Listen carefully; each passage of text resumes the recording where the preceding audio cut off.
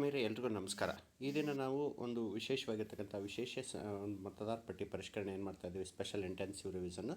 ಈ ಒಂದು special intensive ರಿವಿಷನ್ನಲ್ಲಿ ಈ ನಮ್ಮ ಬಿ ಎಲ್ ಓರವರು ನಮಗೆ ಏನು ಎನುಮರೇಷನ್ ಫಾರ್ಮ್ ಇದ್ದಾವೆ, ಆ ಎನುಮರೇಷನ್ ಫಾರ್ಮನ್ನು ಕೊಡ್ತಕ್ಕಂಥದ್ದು ಮತ್ತು ಅವುಗಳನ್ನು ಹೇಗೆ ಕಲೆಕ್ಟ್ ಮಾಡ್ಕೊಳ್ತಕ್ಕಂಥದ್ದನ್ನು ನಾವು ಮಾಡ್ತಾ ಇರ್ತೀವಲ್ವ, ಅವುಗಳನ್ನು ನಾವು ಆನ್ಲೈನ್ನಲ್ಲಿ ಅಂದರೆ ನಮ್ಮ ಬಿ ಎಲ್ ಒ ಆ್ಯಪಲ್ಲಿ ಹೇಗೆ ಅಪ್ಡೇಟ್ ಮಾಡಬೇಕು ಅನ್ನೋದ್ರ ಬಗ್ಗೆ ಮಾಹಿತಿಯನ್ನು ಹಂಚ್ಕೊಳ್ತಾ ಇದ್ದೀನಿ ಸ್ನೇಹಿತರೆ.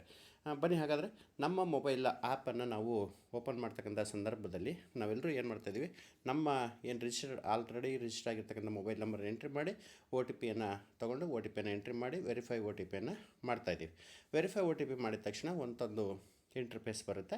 ಇಲ್ಲಿ ನಾವು ನಮ್ಮದೇ ಆಗಿರ್ತಕ್ಕಂಥ ಏನು ಕೇಂದ್ರ ಇದೆ ಅದನ್ನು ಸೆಲೆಕ್ಟ್ ಮಾಡಿಕೊಂಡು ಸಬ್ಮಿಟನ್ನು ಮಾಡ್ತಾಯಿದ್ದೀವಿ.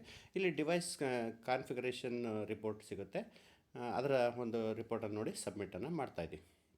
ಅದಾದಮೇಲೆ ಈ ಥರದ ಒಂದು ಇಂಟರ್ಫೇಸ್ ಬರುತ್ತೆ ಸ್ನೇಹಿತರೆ. ಈ ಒಂದು ಇಂಟರ್ಫೇಸ್ನಲ್ಲಿ ಸ್ಪೆಷಲ್ ಇಂಟೆನ್ಸಿವ್ ರಿವಿಷನ್ ಅಂತ ಏನಿದೆಯಲ್ಲ ಇದನ್ನು ಟಚ್ ಮಾಡ್ಕೊಳ್ತಾ ಇದ್ದೀವಿ. ಇದನ್ನು ಟಚ್ ಮಾಡ್ಕೊಂಡ ಮೇಲೆ ಮತ್ತೊಂದು ನಮಗೆ ಪೇಜ್ ಸಿಗುತ್ತೆ. ಈ ಪೇಜ್ ಆದಮೇಲೆ ನಾವು ಏನು ಮಾಡ್ತಾಯಿದ್ದೀವಿ, ಒಂದು ಲ್ಯಾಂಗ್ವೇಜನ್ನು ಸೆಲೆಕ್ಟ್ ಮಾಡ್ಕೊಳ್ಳಿಕ್ಕೆ ಆಪ್ಷನ್ ಇದೆ ಸ್ನೇಹಿತರೆ. ಲ್ಯಾಂಗ್ವೇಜನ್ನು ಸೆಲೆಕ್ಟ್ ಮಾಡ್ಕೊಳ್ತಾ ಇದ್ದೀವಿ. ಯಾವ ಲ್ಯಾಂಗ್ವೇಜ್ ಬೇಕೋ ಅದನ್ನು ಡ್ರಾಪ್ ಡೌನಲ್ಲಿ ಸೆಲೆಕ್ಟ್ ಮಾಡ್ಕೊಳ್ತಾ ಇದ್ದೀವಿ, ಸಬ್ಮಿಟನ್ನು ಕೊಡ್ತಾಯಿದ್ದೀವಿ.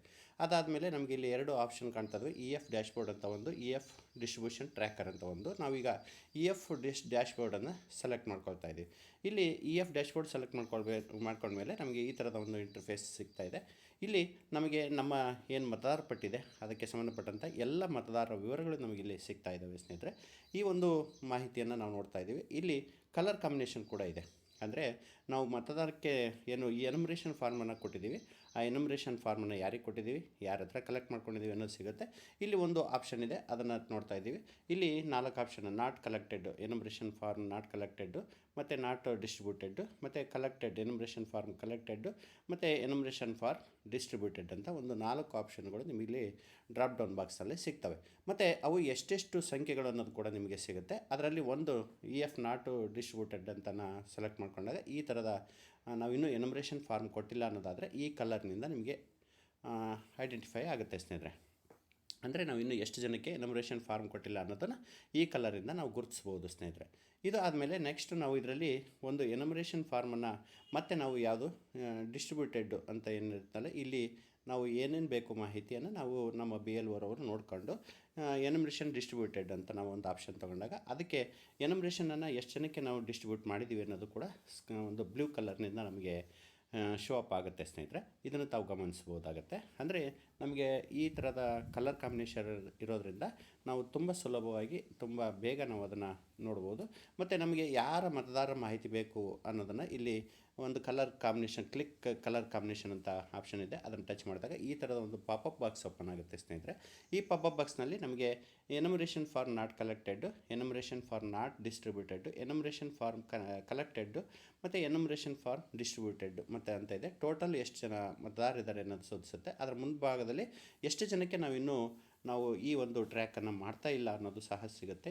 ಮತ್ತು ಎಷ್ಟು ಜನಕ್ಕೆ ಕೊಟ್ಟಿಲ್ಲ, ಎಷ್ಟು ಜನಕ್ಕೆ ಕೊಟ್ಟಿದ್ದೀವಿ, ಎಷ್ಟು ಜನದಿಂದ ಕಲೆಕ್ಟ್ ಮಾಡ್ಕೊಂಡಿದ್ವಿ ಅಂತಕ್ಕಂಥದ್ದು ಸಿಗುತ್ತೆ ಸ್ನೇಹಿತರೆ. ಅದಾದಮೇಲೆ ಇಲ್ಲಿ ಕ್ಲೋಸ್ ಅಂತ ಇದೆ ಅಲ್ವಾ, ಈ ಕ್ಲೋಸ್ ಆಪ್ಷನನ್ನು ನಾವು ಟಚ್ ಮಾಡಿದರೆ ಮತ್ತೆ ನಮಗೆ ನನ್ನ ಈ ಹಿಂದಿನ ಪುಟಕ್ಕೆ ನಾನು ಬರ್ತಾಯಿದ್ದೇನೆ.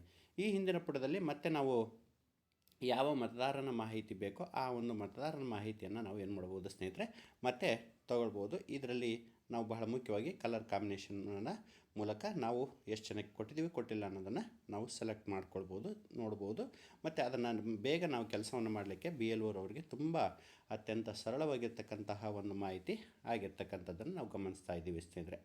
ಈಗ ನಾವು ಏನು ಮಾಡ್ತಾಯಿದ್ದೀವಿ, ಇಲ್ಲಿ ಕ್ಲೋಸ್ ಅಂತ ಇದೆಯಲ್ಲ, ಈ ಕ್ಲೋಸ್ ಆಪ್ಷನನ್ನು ಕೊಡ್ತಾಯಿದ್ದೀವಿ. ಈಗ ಇದಾದಮೇಲೆ ಇಲ್ಲಿ ನೋಡಿ ಬ್ಲೂ ಕಲರ್ ಇದೆ ಅಲ್ವಾ.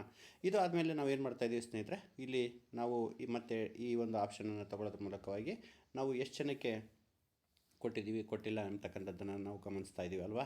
ಇಲ್ಲಿ ಕೇಸರಿ ಕಲರ್ ಇದೆ, ಆ ಕೇಸರಿ ಕಲರು ಮತ್ತು ಗ್ರೀನ್ ಕಲರ್ ಅಂತಂದರೆ ನಾವೀಗ ಆಲ್ರೆಡಿ ಕಲೆಕ್ಟ್ ಮಾಡ್ಕೊಂಡಿರ್ತಕ್ಕಂಥದ್ದು ಸ್ನೇಹಿತರೆ.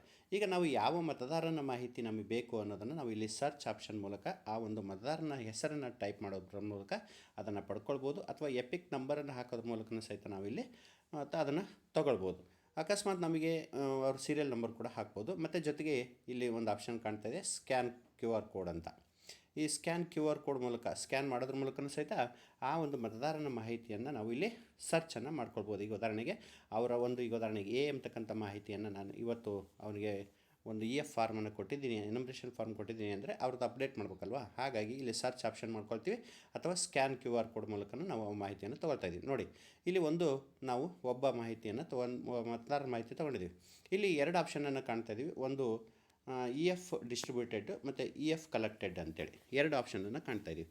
ಈಗ ಒಂದು EF ಡಿಸ್ಟ್ರಿಬ್ಯೂಟೆಡ್ ಅಂದರೆ ನಾವು ಎನುಮರೇಷನ್ ಫಾರ್ಮನ್ನು ಅವರಿಗೆ ಕೊಟ್ಟಿದ್ದೀವಿ ಅಂತಂದರೆ ಈ ಒಂದು ಕ್ಲಿಕ್ಕನ್ನು ಮಾಡ್ತೀವಿ. ಇಲ್ಲಿ ಏನು ಕಾಣಿಸ್ತಾ ಇದೆಯಲ್ಲ, ಎನುಮರೇಷನ್ ಡಿಸ್ಟ್ರಿಬ್ಯೂಟೆಡ್ ಅಂದರೆ ಅವನಿಗೆ ಕೊಟ್ಟಿದ್ದೀವಿ, ಇವತ್ತು ಕೊಟ್ಟಿದ್ದೀವಿ ಅಂದರೆ ಅವನಿಗೆ ಈ ಒಂದು ಆಪ್ಷನ್ ಟಚ್ ಮಾಡ್ತೀವಿ. ಇಲ್ಲಿ ಒಂದು ನಿಮಗೆ ಪಾಪಪ್ ಬಾಕ್ಸ್ ಬರುತ್ತೆ, ಅವನಿಗೆ ಡಿಸ್ಟ್ರಿಬ್ಯೂಟ್ ಮಾಡಿದ್ದೀರಾ ಅಂತೇಳಿ ಪಾಪಪ್ ಬಾಕ್ಸ್ ಬರುತ್ತೆ. ಎಸ್ ಅಂತ ಕೊಟ್ಟರೆ ಅದು ಮತ್ತು ನೆಕ್ಸ್ಟು ಮುಂದಕ್ಕೆ ಹೋಗಿ ಆ ಕಲರ್ ಏನಾಗುತ್ತೆ, ರೆಡ್ ಇರ್ತಕ್ಕಂಥದ್ದು ಏನಾಗುತ್ತೆ, ಅದು ಕಲರ್ ಏನಾಗುತ್ತೆ ಬ್ಲೂ ಕಲರ್ಗೆ ಕನ್ವರ್ಟ್ ಆಗುತ್ತೆ. ನೋಡಿ ಈಗ ನಾನು ಅದಕ್ಕೆ ಎಸ್ ಅಂತ ಏನಿದೆಯಲ್ಲ, ಇದು are you sure to mark distributed ಅಂತ ಕೇಳುತ್ತೆ. ಪಾಪಪ್ ಬಾಕ್ಸಲ್ಲಿ ಎಸ್ ಅಂತ ಕೊಡ್ತಾಯಿದ್ದೀವಿ. ನೋಡಿ ಕಲರ್ ಕಾಂಬಿನೇಷನ್ ಕೂಡ ಚೇಂಜ್ ಆಯಿತು, ಸಕ್ಸಸ್ ಅಂತಲೂ ಕೂಡ ಬಂತು ಸ್ನೇಹಿತರೆ. ಈ ರೀತಿಯಾಗಿ ಅದು ಕಲರ್ ಕೂಡ ಚೇಂಜ್ ಆಯಿತು. ಅದಾದಮೇಲೆ ನೆಕ್ಸ್ಟ್ ಮತ್ತೆ EF ಕಲೆಕ್ಟೆಡ್ ಅಂತ ಮತ್ತೊಂದು ಆಪ್ಷನ್ ಇದೆ. ಅಂದರೆ ನಾವು ಅವರಿಗೆ ಕೊಟ್ಟ ಮೇಲೆ ಮತ್ತೆ ಕಲೆಕ್ಟ್ ಮಾಡ್ಕೊಳ್ಬೇಕಲ್ವ ಸ್ನೇಹಿತರೆ. ಹಾಗಾಗಿ ಅದನ್ನು ಮತ್ತೆ ನಾವು ಕಲೆಕ್ಟೆಡ್ ಅಂತ ಟಚ್ ಮಾಡಿದರೆ ಈ ಥರ ಒಂದು ಪಾಪಪ್ ಬಾಕ್ಸ್ ಬರುತ್ತೆ. Are you sure to want collected ಅಂತ ಕೇಳುತ್ತೆ. ಎಸ್ ಅಂತ ಕೊಟ್ಟರೆ ಮತ್ತೆ ಏನಾಯ್ತು, ಅದು ಸಹ ಮತ್ತೆ ಕಲರ್ ಕೂಡ ಚೇಂಜ್ ಆಗುತ್ತೆ ಸ್ನೇಹಿತರೆ. ಈ ರೀತಿಯಾಗಿ ನೋಡಿ ನಾನು ಇದನ್ನು ಈಗ ಅದನ್ನು ಎಸ್ ಅಂತ ಕೊಟ್ಟಾಗ ಕಲರ್ ಕೂಡ ಏನಾಯಿತು, ಗ್ರೀನ್ಗೆ ಕನ್ವರ್ಟ್ ಆಯಿತು. ಈ ರೀತಿಯಾಗಿ ಆಪ್ಷನ್ ಮೂಲಕ ನಾವು ಏನು ಮಾಡ್ಬೋದು, ಕಲರ್ ಕಾಂಬಿನೇಷನ್ ಮೂಲಕ ನಾವು ಯಾರಿಗೆ ಎನುಮರೇಷನ್ ಫಾರ್ಮನ್ನು ಕೊಟ್ಟಿದ್ದೀವಿ, ಯಾರಿಗೆ ಎನುಮರೇಷನ್ ಫಾರ್ಮನ್ನು ಕೊಟ್ಟಿಲ್ಲ, ಯಾರಿಗೆ ಇನ್ನೂ ಕೊಡಬೇಕಾಗಿದೆ ಎಂಬತಕ್ಕಂಥ ಮಾಹಿತಿಯನ್ನು ನೀವು ಇಲ್ಲಿ ನೇರವಾಗಿ ಈ ಒಂದು ಡ್ರಾಪ್ ಡೌನ್ ಬಾಕ್ಸಲ್ಲಿ ನೀವೇನು ಮಾಡ್ಬೋದು, ತೊಗೊಳ್ಬೋದು. ಇಲ್ಲಿ ಈ ಒಂದು ಆರೋ ಮಾರ್ಕನ್ನು ಟಚ್ ಮಾಡೋದ್ರ ಮೂಲಕ ಇನ್ನು ಎಷ್ಟು ಜನಕ್ಕೆ ಕೊಡಬೇಕು ಅನ್ನೋದು ಸಹಿತ ಮಾಹಿತಿ ನಿಮಗೆ ಇಲ್ಲಿ ಸಿಗ್ತಾ ಹೋಗುತ್ತೆ ಸ್ನೇಹಿತರೆ.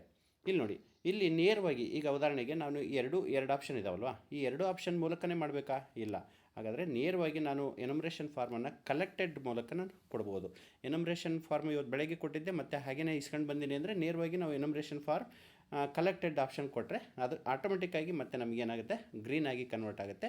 ಮತ್ತು ನಾನು ಎನುಮರೇಷನ್ ಫಾರ್ಮ್ ಡಿಸ್ಟ್ರಿಬ್ಯೂಟ್ ಮಾಡಬೇಕು, ಎನುಮರೇಷನ್ ಫಾರ್ಮ್ ಕಲೆಕ್ಟ್ ಮಾಡಬೇಕು, ಎರಡೂ ಮಾಡಬೇಕು ಆನ್ಲೈನಲ್ಲಿ ಅಂತ ಅನ್ನೋದಾದರೆ ನಾವು ನೇರವಾಗಿ ಡಿಸ್ಟ್ರಿಬ್ಯೂಟ್ ಮಾಡಿ ಮತ್ತು ಕಲೆಕ್ಟ್ ಮಾಡ್ಕೊಂಡಿದ್ದೀವಿ ಅಂದರೆ ನೇರವಾಗಿ ನಾವು ಕಲೆಕ್ಟೆಡ್ ಅಂತ ಕೊಟ್ಟರೆ ಆಟೋಮೆಟಿಕ್ಕಾಗಿ ಅದೇನಾಗುತ್ತೆ, ಕಲರ್ ಕೂಡ ಚೇಂಜ್ ಆಗುತ್ತೆ ಸ್ನೇಹಿತರೆ. ಈ ರೀತಿಯಾಗಿ ನಾವು ಎನುಮರೇಷನ್ ಫಾರ್ಮ್ಗೆ ಸಂಬಂಧಪಟ್ಟಂತೆ ನಾವು ಆನ್ಲೈನ್ನಲ್ಲಿ ಈ ರೀತಿಯಾಗಿ ನಾವು ಅಪ್ಡೇಟನ್ನು ಪ್ರತಿಯೊಬ್ಬರು BLOರವರು ಆನ್ಲೈನ್ನಲ್ಲಿ ಟ್ರ್ಯಾಕಿಂಗನ್ನು ಮಾಡ್ಬೋದು ಸ್ನೇಹಿತರೆ. ಎಲ್ರಿಗೂ ನಮಸ್ಕಾರ, ಧನ್ಯವಾದಗಳು.